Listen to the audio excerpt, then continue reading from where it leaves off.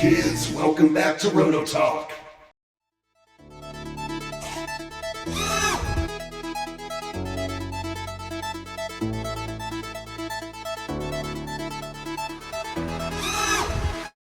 Hey kids, welcome back. So given the current climate outside, here I'll show you. Yeah, we're supposed to get, that's what they're calling for, 10 inches of snow and ice today. I don't know, I'll believe that when I see it.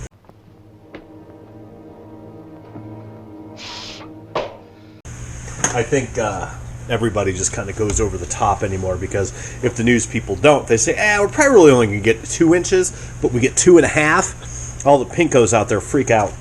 You were lying. You're terrible.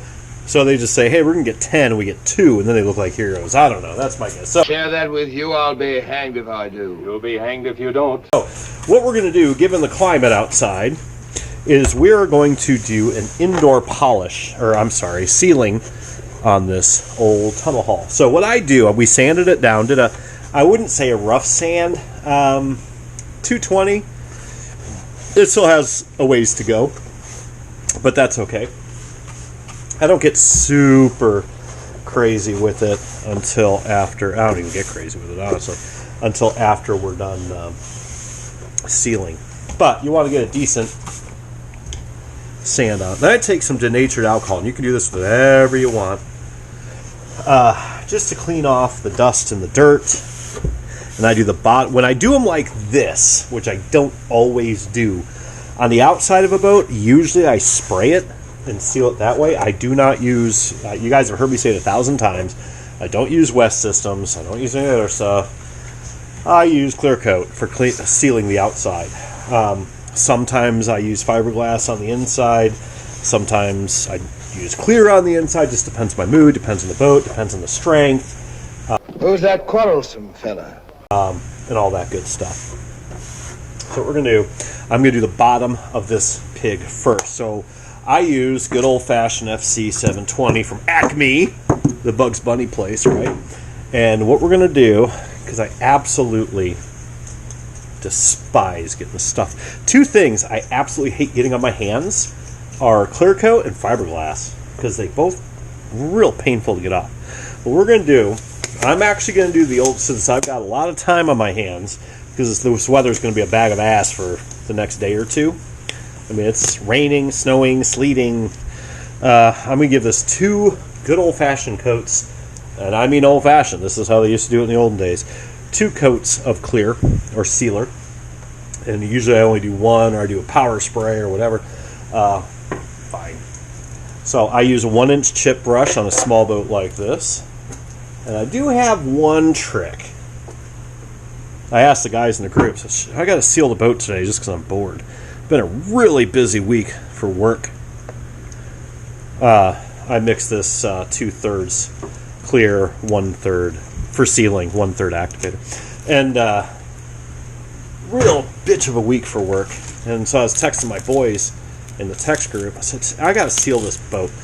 Should I do a video on it, or it's a pretty boring video? And they're like, yeah. I'm like, really, dude? That was Jeff, I think, that said that. I've wondered sometimes if ever I'd meet a more unscrupulous blackguard than myself. And I have. It's like, come on. All right. Probably going to spill that shit all over the place. So I use a 1-inch chip brush. We're just going to mix her up. Now, don't do what I do. Use this in a well-ventilated area. This is not well-ventilated, but that's okay. Matter of fact, what we're going to do, I'm spilling it. I put too much in here. Now, usually clear coat mix is 4-to-1. And you'll be fine. I do 3-to-1 just to kick it faster. I'm going to wipe this up with alcohol rag. We're going to go right over it anyway. Now, the reason I use denatured alcohol for cleaning these, now you can blow it off with an air compressor, the dust from sanding. You can even use water, but let it dry. And don't use a lot, obviously. But I use alcohol because not only does it grab the dust off, it also cleans it. Okay, so what we're going to do, we're going to try to avoid runs. I'm putting this on knowing I already sealed these with epoxy on the inside, but I'm doing this knowing that I'm going to do 2 coats, so I'm probably not going to be as... It looks like those are showing, but you guys remember I puttied them up. I'm just going to seal everything up nice and neat. Okay. Try not to get any runs. But what I'm going to do, I'm going to knock this. I'm not even going to do the back yet. I'm going to knock this with sandpaper before I do the second coat. Just a quick hand job of probably 220. Whatever you want. You'll find your stride, you know, when you do this enough times. Like, just sand it till it feels right. So I do the bottom first, and I'll show you a trick that I do. Get all your bottom stuff done first. And then we're going to peg this sucker on a special stand. Now, what you can do, and I've done it many times, I don't prefer it, you can hang it and paint and clear coat it that way, or seal it. Whether you're using sealer or epoxy is actually irrelevant. Either way, it's going to take a long time to cure, and you're going to have to probably do it twice. So, you know, whatever. So, and this stuff's nice because if you do get a run, it's so thin, it's sands right off. I'm not as careful. If I'm actually using West Systems, which I did used to use, I was a lot more careful because that stuff's, you know, it's epoxy. It's a little thicker. All right. So now, do this sponson. But going in knowing that I'm going to do 2 coats, it's like, just kind of sparse it out here. I think this boat's going to turn out really nice, actually. You know, it's funny. I look at my boats during the builds, and I'm not a neat builder in the sense of, like, anal retentive, like I do every single step perfectly and things like that, and I sand kind of crazy and do all these things. But then at the end of the day, when they're done, I mean, you should have seen Red Baron. But, again, he turned out beautiful. You know, it was a great, great, great boat. Okay. It all works out. Do what works and what gives you the least amount of work. That's what I say. Make sure it's going to get sealed up. Make sure it's going to do all that stuff. But also make it so it's economically viable and you don't have to sit there and sand like forever. All right, so now I'm going to grab something. Be right back. Here is a piece of jackass wood, I call it, that's got 4 screws through it. Just good old deck screws. Pointy ass, sharp deck screws. Now, and I put these silicone things on them because my little daughter's boat sits on this as a stand. Now, what I do, this is my paint stand for some boats and clear coating stand or sealing stand. What I'll do is I'll do the bottom, I flip it over, and I set it on these. So you only have 4 tiny little points touching.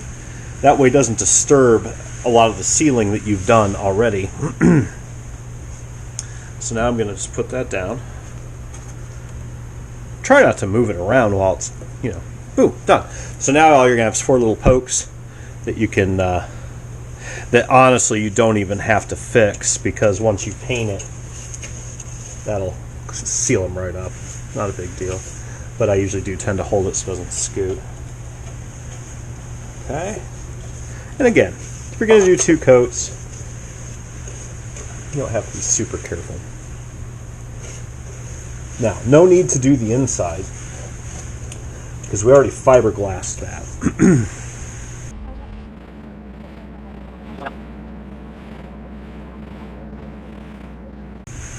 You can. You're not adding much weight at all. This is the one difference, I think, with do the sides here. I think when you, I'll flip it around. When you do like West Systems and stuff, yes, it's thicker and it does add more strength than clear coat. It really does. But I don't need more strength. It's a tiny little boat. I mean, it's not the space shuttle, right? I just don't like West Systems. I never have. I tried. I bought it 2 or 3 times with, you know, in the past, and it's a great product. Does what it's supposed to do. Don't get me wrong. I'm not dissing it. So I know just about every boat builder out there uses it. But I think it's a waste of weight, a waste of money. It takes too long to cure. It's too hard to sand. That's just my opinion. Don't listen to me. You have received your orders. If you feel more confident using West systems, by all means, kids, do it. Don't do it just because I do it. But I like it doing it this way. So, I haven't done that side yet, so I'm going to tilt this up.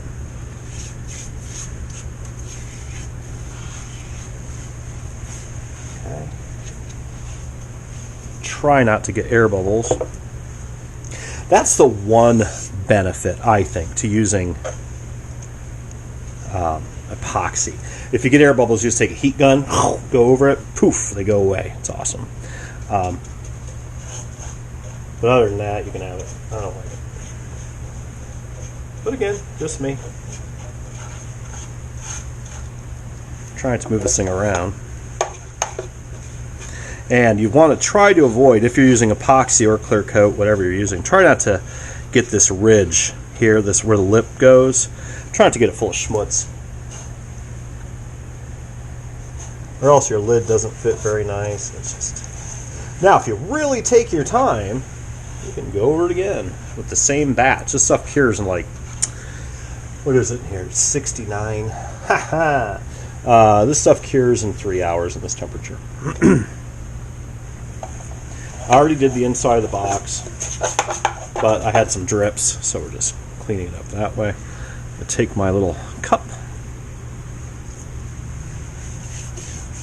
Very simple process. I don't mind doing this by hand, but when you're doing when you've got to seal like the inside of a thunderboat or a hydroplane that has a ton of ribs and all that, yeah, it's a pain in the ass. It takes forever. But if you want your boat to last, you got to seal it up. Doesn't matter how you seal it, as long as you seal it up. It's gas proof. Now in this case, this is going to be an electric boat. Doesn't need to be gas proof. But it's gonna be, because you never know.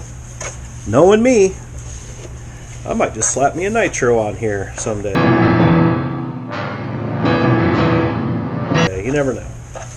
So you might as well set it up so they're all the same in your fleet. Fuel proof. Whatever. Okay. I have been known to do that where I get bored and I'm like, electric's a drag. We're going to do nitro, and nitro is harder on paint, believe it or not, than gas. So, at least in my experience. Okay, make sure you get everybody. Yeah. Easy. Now, as usual, try to spend a little bit more detail time on the top. And you're going to have a run here or there if you're doing it this way. But again, sand's super easy. It's cheaper, works just as well. I like this. This method's better. Now, I prefer to spray it. Insides, when I seal the inside of a boat. Now, if you do it my way, if you're going to use clear coat to seal your boats, inside and out, did a nice strong build, okay? Here's a word of warning. Do not spray. If you're going to seal the inside with clear coat like this, don't spray it, brush it. You get more on, it penetrates better, do not spray it. Okay, now, you're sealing the outside, you can spray it. Because it's all surface, it's all pretty much two-dimensional. You'll be fine. But again, don't spray the insides. I normally would spray the outside because I don't even have to sand it usually. It's so nice. You just do a clear coat paint job on it basically, but it's okay.